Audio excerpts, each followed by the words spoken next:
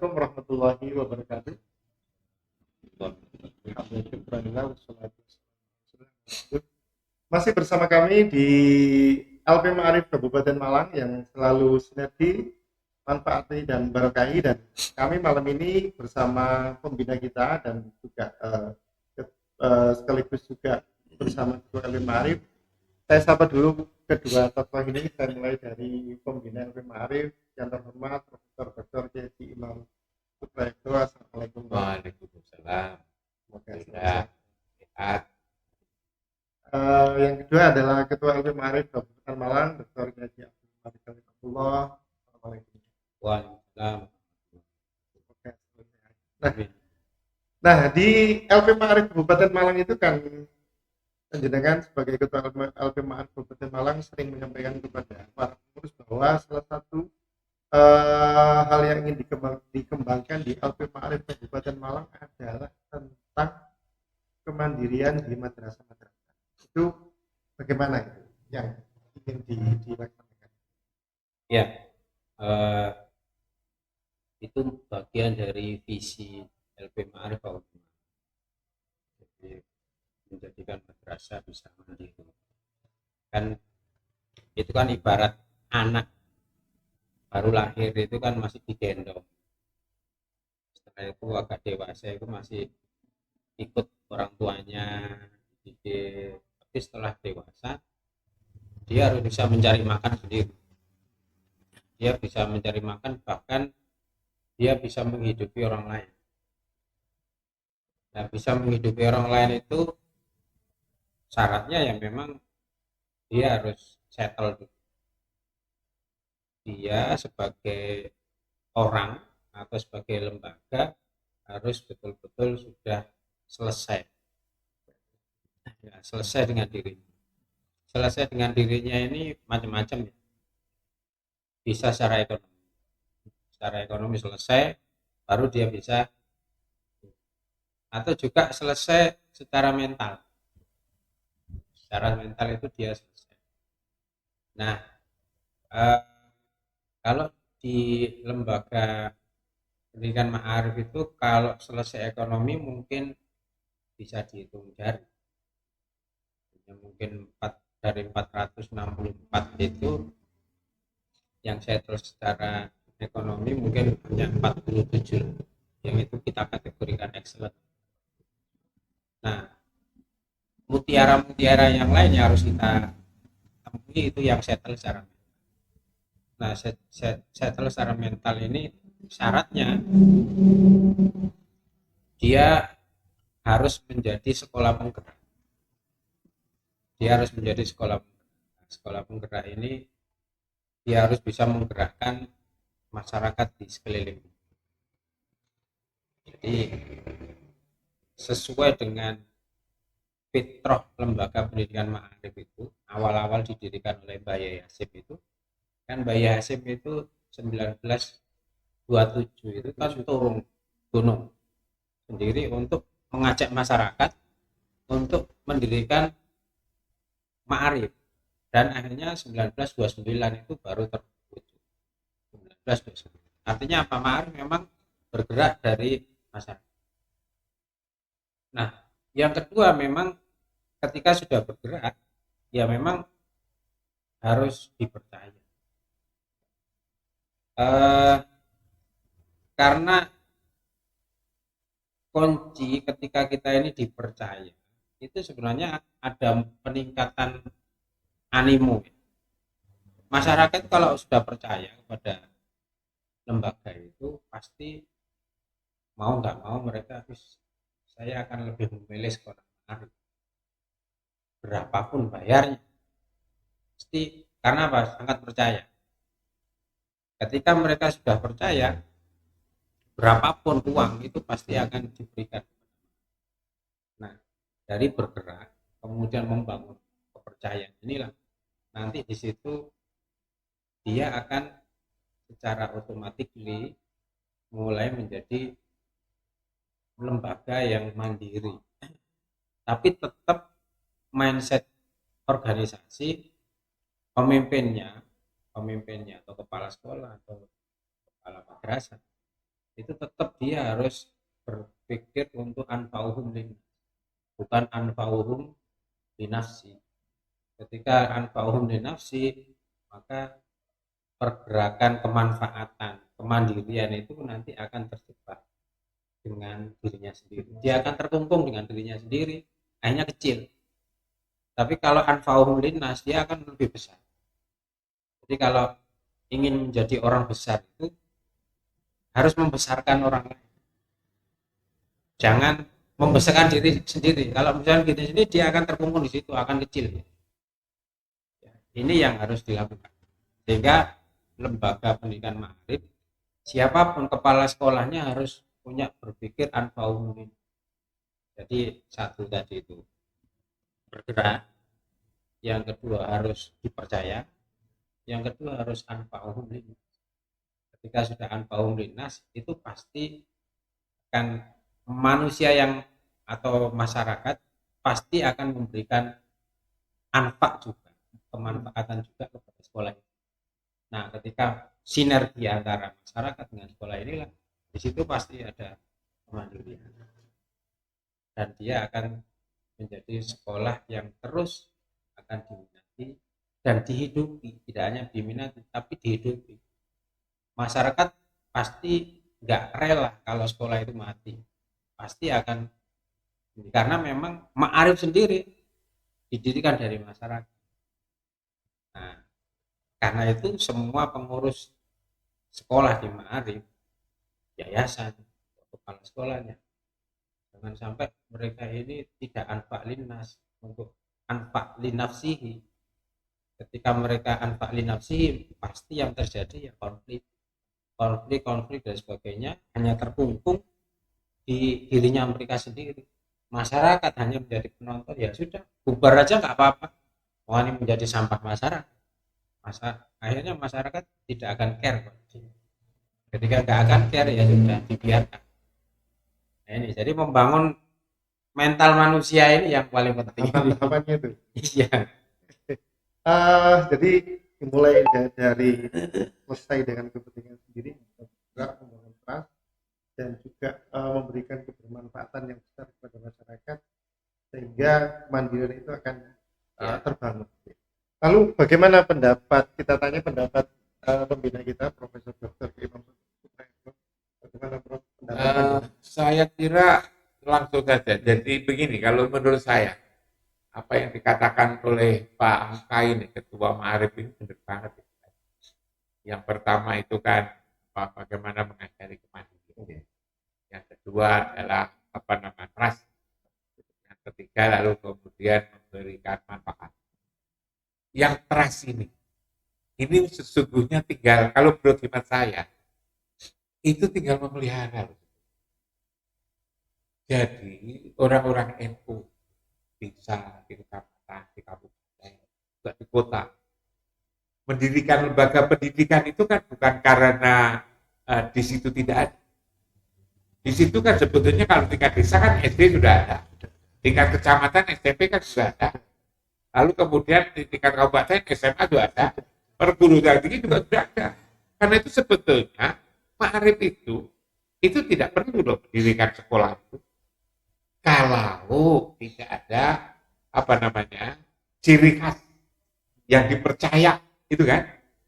Orang-orang NU itu mendirikan ini karena ada sesuatu yang akan diajarkan kepada generasi anak-anaknya ke depan seterusnya itu. Jadi ada sesuatu yang dicita-citakan. Dan yang dicita-citakan itu sebenarnya adalah bukan sembarangan itu. Adalah nilai-nilai kemanusiaan, nilai-nilai keberagamaan, adalah hal-hal yang adiluhum gitu. Jadi itu. Bagaimana agar anaknya itu kalau lulus dari lembaga pendidikannya didirikan menjadi anak yang soleh.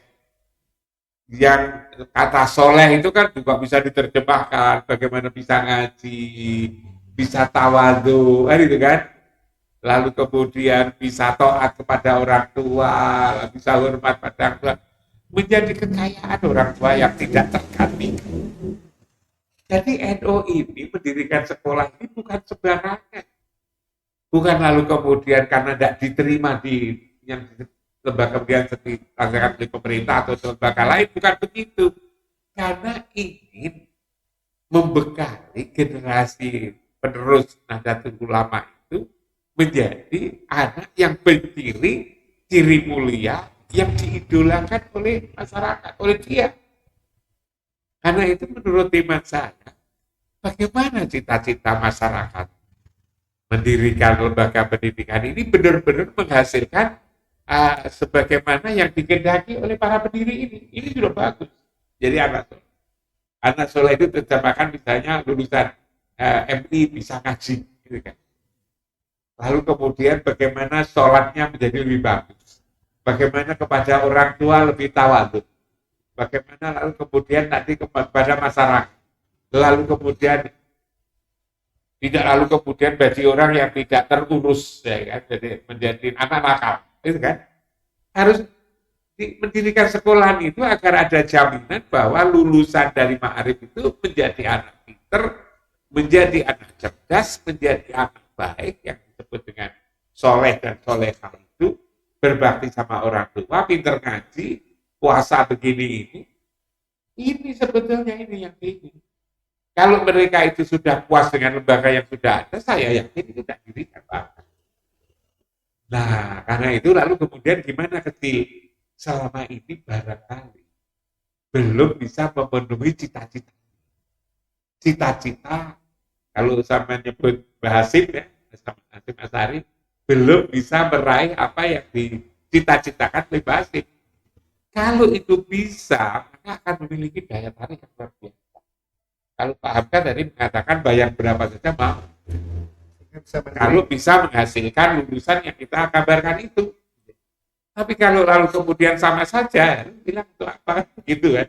Nah karena itulah maka caranya, bagaimana kepala sekolah, bagaimana guru-guru total, menurut saya. Berhasil itu total. Saya sejak jadi kepala madrasah, kan kepala minum, yang diangkat oleh ayah saya sendiri. Kepala minum saya 5 tahun. Gitu kan. Saya itu total, mulai bangun tidur sampai tidur lagi itu ya urus lembaga pendidikan ini. Akhirnya lembaga pendidikan saya itu kan pendidikan yang terbaik itu. Nah, walaupun dulu kan saya buat job sama si Pak lembaga Ma'arif itu biasanya kan tahan hidup, sukar maju, kayak masalah. Ini yang saya hilangkan. Ini yang saya berubah itu tahan hidup, sukar maju, kayak masalah ini. Bagaimana sekolah Ma'arif itu tidak saja tahan hidup, tapi juga hidup yang bisa memberi manfaat buat orang lain, kan itu kan. Miskin masalah, kan itu kan. Cepat maju, cepat maju. Tahan hidup, cepat maju, lalu kemudian miskin masalah. Itu seperti itu.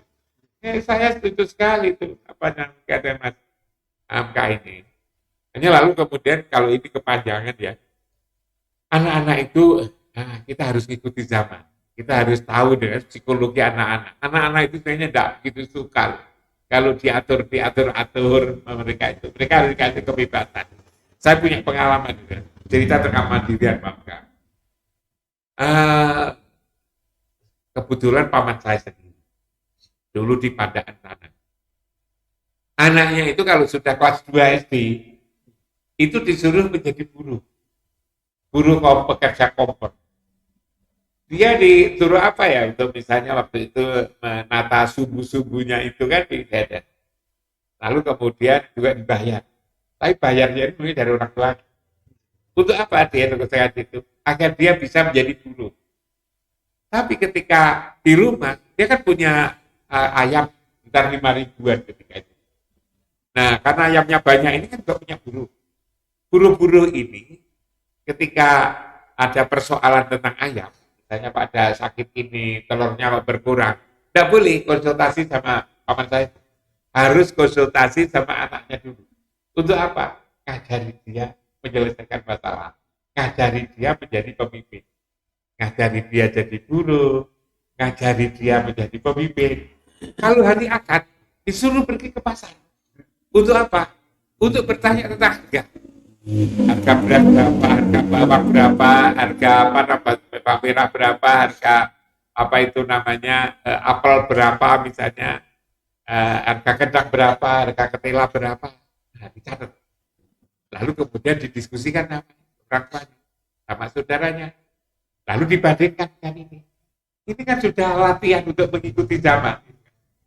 Sehingga lalu kemudian pelajarannya dia itu yang diberikan oleh paman saya itu bukan hanya pelajaran cerita buku, tetapi juga cerita kehidupan. Coba ya, bisa menjadi guru, bisa menjadi penyambung antara guru sama orang tuanya, menyelesaikan persoalan-persoalan ini, mengikuti ekonomi hari Minggu tidak saja apa namanya wisata, tapi harus walaupun wisata harus ada waktu untuk pergi ke pasar, nanyakan, berlatih komunikasi. Nah, itu sekarang diperlukan sekali. Nah, kalau lembaga-lembaga pendidikan Pak bisa melahirkan seperti itu. Dan anaknya paman saya jadi pengusaha di Jakarta. Dari cara kerja seperti itu, Pak. Nah, ini kan kalau pendidikan Pak Arif kan agamanya harus pinter, ekonominya harus tinggi kan itu. Tapi itu dilatih. Mindset jadi bagaimana saya bukan menjadi kelas bawah. Kalau kelas bawah ya tidak apa-apa lah. Tetapi yang dicita-citakan bukan menjadi pegawai, tapi menjadi orang yang memiliki pegawai. Ya. NO itu menjadi orang yang memiliki pegawai. Saya bangga sekali. Dulu di daerah Malang Timur sana, Pak Amka, ada orang yang usaha itu apa namanya? Punya usaha bibit yang dijual mana-mana itu. Nah, yang saya jadikan itu dia dari madrasah saja, tapi pegawainya itu lulusan fakultas pertanian. Nah, itu ya, jadi dia murid lulusan SMP Ma'arif, SMP Ma'arif, tapi pegawainya itu adalah lulusan fakultas pertanian perguruan tinggi negeri lagi, coba.